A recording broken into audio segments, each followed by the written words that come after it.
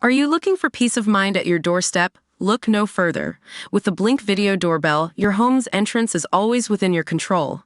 Check out the link in the video description to learn more and get your Blink Video Doorbell on Amazon. Your home is in your hands.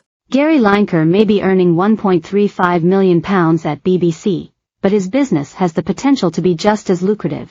The 63-year-old regularly tops the list of the public corporation's best-paid stars. The report doesn't include those who are paid through its commercial arm BBC Studios or via independent production companies, with Gary taking the accolade for a sixth year in a row in 2023.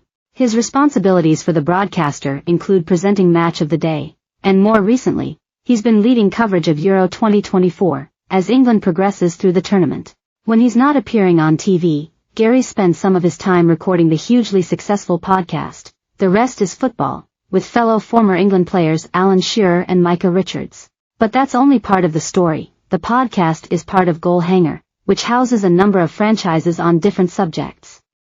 These include The Rest is Entertainment, hosted by House of Games Richard Osman and journalist Marina Hyde. The Rest is Politics, The Rest is Politics, US, The Rest is History, and The Rest is Money.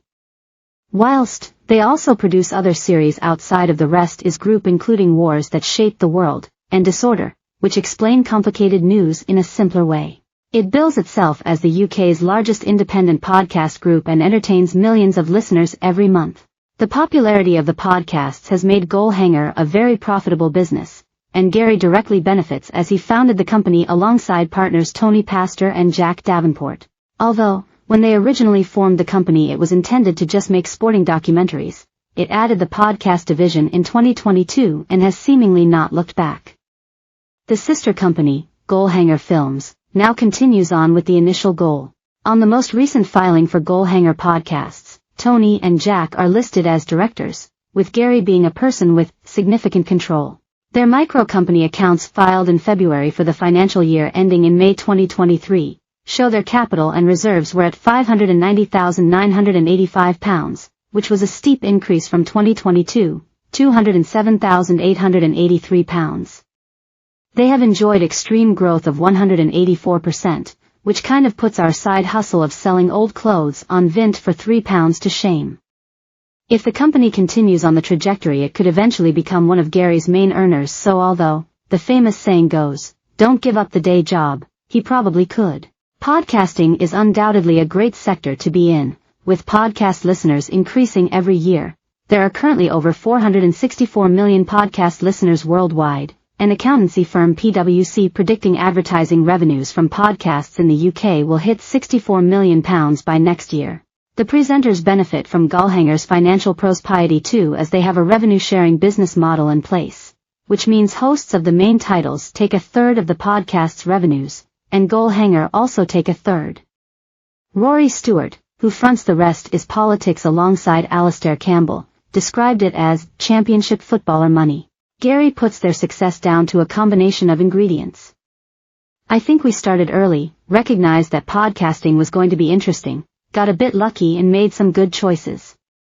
The business is performing staggeringly well, he summarized to the Financial Times.